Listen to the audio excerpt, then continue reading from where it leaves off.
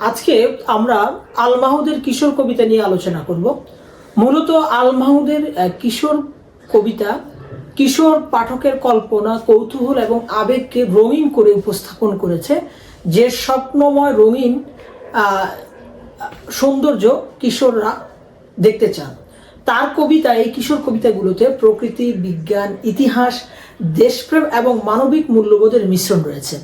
যেমন আমরা তার কবিতা রসায়নের রান্না পড়তে পারি, যেখানে আমরা দেখব যে একটি বিজ্ঞানের জগৎকে তিনি কতটা মজাদার এবং কল্পনাপ্রবণ করে কিশোরদের সামনে উপস্থাপন করেছেন। এখানে ভাষার সরলতা, ছন্দের প্রাণবন্ত উপস্থাপন এবং চিত্রকল্পে জীবন্ত করে তোলার প্রচেষ্টা, এই তিনের সমন্বয়ে তিনি আসলে একটি অসাধারণ রচনা কিশোর কবিতা সৃষ্টি করতে পেরেছেন। এই কবিতার বিষয়বস্তু যদি বলি, এখানে তিনি গ্লোবাল ওয়ার্মিং এর বিষয়টা নিয়ে এসেছেন, তিনি দূষণের বিষয়টা নিয়ে এসেছেন, প্রকৃতির ক্ষয় এবং মানব সভ্যতার যে অসভ্য আচরণ প্রকৃতির প্রতি, তিনি সেটি প্রতিবাদী কবিতার মাধ্যমে চিহ্নিত করেছেন। এখানে খোকন নামের একটি শিশু চরিত্র উপস্থাপন করা হয়েছে, যেখানে খোকন প্রশ্ন তুলছেন পাঠকদের মনে এভাবে যে, গ্লোবের পেটে কান লাগিয়ে খোকন শোনে কান্না, বিশ্ব গোলক ফুফিয়ে ওঠে আর পারি না আর না। খোকন এখানে একটি কিশোর চরিত্র, যে বিশ্ব জগতের বুকে কান পেতে শুনছে গ্লোব অথবা পৃথিবীর কান্না। তারপর সেই খোকাকে বর্তমান করুণ অবস্থা জানাতে সেই গ্লোব বা পৃথিবী কিভাবে তার উপর মানুষের যে নির্যাতন এবং নিপীড়ন প্রকাশ করছে সেটা একটু শুনি। মানুষ নামের বিজ্ঞানীরা আমায় নিয়ে খেলছে, অর্থাৎ পৃথিবী বলছে, আমার সাগর পাহাড় নদী রোলার দিয়ে বেলছে। এই আধুনিক সভ্যতার যে নির্মম আচরণ পৃথিবীর প্রতি, যেমন সাগর নদী পাহাড় ধ্বংস হওয়া, মানুষ শিল্পায়নের নামে যে আমাদের বনাঞ্চল ধ্বংস করছে এবং বন কেটে মাটি রোলার দিয়ে সমন করছে, ঠিক তেমনি সবুজ শ্যামল প্রকৃতির যে বনাঞ্চল ধ্বংস করার যে প্রবণতাটা ব্যাপক আকারে ধারণ করেছে, তিনি সেটাকে উপস্থাপন করার চেষ্টা করেছেন অত্যন্ত শ্রুতিমধুরভাবে।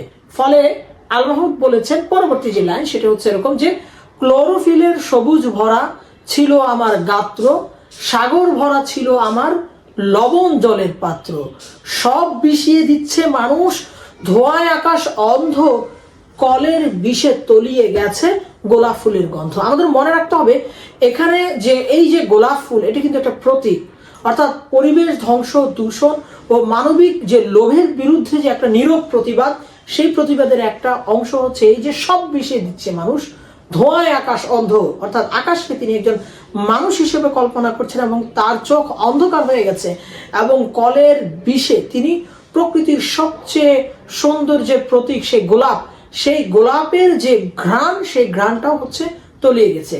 অর্থাৎ এই মানুষ সব কিছু ধ্বংস করে দিয়েছে, তাই তিনি মানুষের কলকারখানা, ধোঁয়া, গ্যাস, দূষণ পৃথিবীকে যে অদৃশ্য করে দিয়েছে তার প্রতিবাদ জানাতে এইভাবে তিনি উচ্চারণ করেছেন।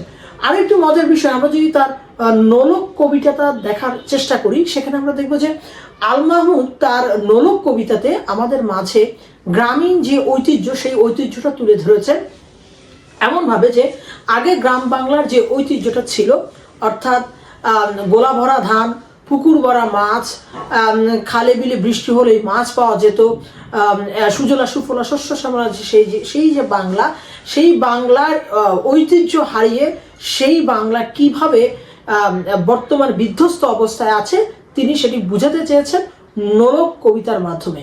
এবং তিনি এখানে নোলককে প্রতিকায়ন করেছেন বাংলাদেশের সুজলা সুফলা শস্য শ্যামলা বাংলাদেশের সাথে। আমি যখন বিশ্ববিদ্যালয় পড়ার আগে কলেজ লেভেলে আমাদের অনেক বন্ধুদের সুযোগ হয়েছে এই নোলক কবিতার সাথে পরিচয় হওয়ার জন্য, এবং তারা অনেকেই বলেছেন যে আসলে আল মাহমুদ কেন নোলক 1 বা নোলক 2 বা সিজনের মতো কেন হচ্ছে নোলক লিখলো না। কবি এই বাংলাদেশকে আসলে নোলকের এই কবিতার মাধ্যমে গর্ভধারিণী মায়ের সাথে তুলনা করেছেন।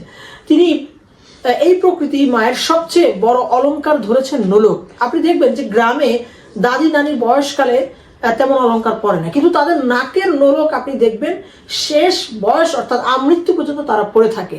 ইংরেজ সভ্যতা আমাদের মাঝে আসার আগ পর্যন্ত, অর্থাৎ আংটি পরে আপনার যে বিবাহ দেওয়ার এঙ্গেজমেন্টের যে প্রবণতা, সেই প্রবণতা শুরু হওয়ার আগ পর্যন্ত কিন্তু আমাদের এই গ্রাম বাংলায় নোলক পরে বিয়ে দেওয়ার একটা প্রবণতা ছিল। তো গ্রাম বাংলার এই যে ঐতিহ্য, নোলক কবিতাটা অত্যন্ত আকর্ষণীয়ভাবে তিনি আমাদের সামনে তুলে ধরেছেন। যেমন, আমার মায়ের সোনার নোলক হারিয়ে গেল শেষে, হেথায় খুঁজি হোথায় খুঁজি সারা বাংলাদেশে। এখানে কবি মায়ের হারিয়ে যাওয়ার নোলক খুঁজছেন সারা বাংলাদেশে। তিনি নদীর কাছে যান, পাখির কাছে যান, বনের কাছে যান। মূলত এর মাধ্যমে তিনি বাংলাদেশের প্রকৃতির অপরিহার্য যে অংশ রয়েছে তা তুলে ধরতে চান। বিগত 20 বছর আগেও কিন্তু গ্রাম বাংলায় বর্ষাকালে খেতে খাবার আমরা মাছ ধরতে পেতাম। আমাদের জীবনে তো যান্ত্রিকতা ছিল না, গ্রামের কৃষকরা এই পরিমাণ কীটনাশক ব্যবহার করতে পারতো না, এবং ফলে মাটির উর্বরতা কিন্তু তো হ্রাস পেত না। এখন প্রচুর পরিমাণে কীটনাশক হচ্ছে। আমাদের গ্রাম বাংলায় বর্ষাকালে যে মাছ হতো আমরা তা পাই না। যখন বৃষ্টি হওয়ার কথা তখন আমরা বৃষ্টি পাই না, আবার যখন তাপমাত্রা হ্রাস পাওয়ার কথা তখন তাপমাত্রা হ্রাস পায় না। তখন প্রকৃতি তার সৌন্দর্য হারাতে বসেছে এই ব্যবস্থার মাধ্যমে। ফলে এই হারানো বেদনা তিনি পরবর্তী পংক্তিতে এইভাবে তুলে ধরেন, বলল কেঁদে তিতাস নদী হরিণ বেড়ের বাঁকে, সাদা পালক বকরা যেথায় পাখা ছড়িয়ে থাকে, অর্থাৎ যেখানে পাখ ছড়িয়ে থাকে তোমার মায়ের নোলক সেই সুজলা সুফলা শস্য শ্যামলা বাংলাদেশের মধ্যে তুমি দেখতে পাবে। এখানে তিতাস নদীকে জীবন্ত চরিত্র রূপে রূপান্তরিত করা হয়েছে, সে যেন কাঁদছে। এভাবে কবি নদীর দুঃখকে মানুষের আবেগের সাথে মিলিয়ে দেখেছেন। হরিণ বেড়ের বাঁকে বা সাদা পালক বক, এই দুটি চিত্র গ্রাম বাংলার প্রাকৃতিক সৌন্দর্যের যে শীতল শান্ত দৃশ্যতা আমাদের চোখের সামনে তুলে ধরে।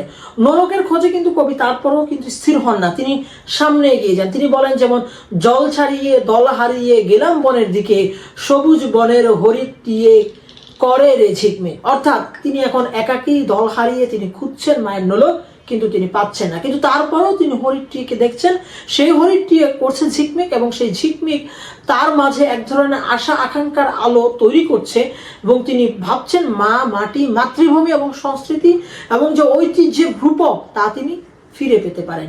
কবি এখানে আমার মায়ের বলে দেশমাতৃকাকে ইঙ্গিত করেছেন, এবং পুরো কাঠামো হয়েছে অনুসন্ধান ভিত্তিক রূপক, এবং একজন সন্তান তার মায়ের অলংকার হারানোর জন্য কোথা পর্যন্ত যেতে পারে এবং কতটুকু হাহাকার সইতে পারে সেই পরিস্ফুটিত বেদনা তিনি প্রকাশ করেছেন এই কবিতার মাধ্যমে। এবং শেষে তিনি বলেছেন, আমার মায়ের সোনার নোলক এখন যদি পাই, পরাবো নাকের ঠিক গহ্বরে সেই হারানো ঠাই।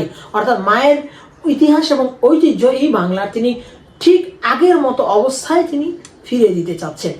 একইভাবে আল মাহমুদের বিখ্যাত কবিতা যদি আমরা ঈশ্বর কবিতা যদি, যে আমি না হয় পাখি হব পাখির মতো বন্য, যেই লাইনগুলো আমাদের মনে পড়ে যে আমি না হয় পাখি হব, সেটা যদি পাঠ করে আমরা দেখবো যে বর্তমানে সমাজ ব্যবস্থায় সবাই চেয়েছে যে তার ছেলে ভালো ছাত্র হবে, একজন বিসিএস ক্যাডার হবে, একজন সফল হবে, এবং সমাজ বাস্তবতা একজন শিল্পী, সাহিত্যিক, একজন ব্যবসায়ী বা অন্য কোনো যে প্রফেশন বা পেশাজীবী যে মানুষের প্রয়োজন সেটা কিন্তু কেউ মনে করে না। ফলে সবাই বাচ্চাকে তার প্রথম, যদিও বাচ্চার বাবা মা ক্লাসে শেষ সিরিয়ালে থাকে, কিন্তু তার ছেলেকে সে চায় প্রথম হবে, সেকেন্ড হবে, দ্বিতীয় হবে। এই চাপের কারণে বাচ্চারা বর্তমানে সমাজ সভ্যতা থেকে বিস্তৃত হয়ে গেছে।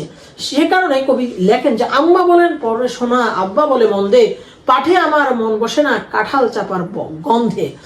অর্থাৎ কবির উদ্দেশ্য নদীর তীরে বসে তিনি একাকী পাখির মতো তিনি ডাকতে চান। তিনি নিজের স্থান খুঁজে পেতে চান যেখানে প্রকৃতির প্রেম এবং আদর এবং সোহাগ রয়েছে।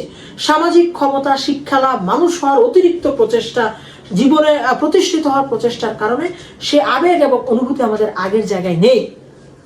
এ কারণে তিনি নির্মমভাবে হলেও স্বাধীন হতে চান, এবং তিনি শেষ করেন এভাবে, তোমরা না হয় শিখছো পড়া মানুষ হওয়ার জন্য, আমি না হয় পাখি হব পাখির মতো বন্য। এখানে কবি সরাসরি সমালোচকদের উদ্দেশ্য করে বলেছেন, তারা যারা শুধু লেখাপড়া করে, তারা যারা শুধু সিলেবাস করে ভালো নম্বর তোলে, শুধু তাদের মাধ্যমে পরিবেশ, সমাজ, বাস্তবতা একটি জাতি গঠন হবে না। একটি জাতি গঠিত হওয়ার জন্য মানুষ হওয়া প্রয়োজন, এবং পাখির মতো স্বাধীন হওয়া প্রয়োজন।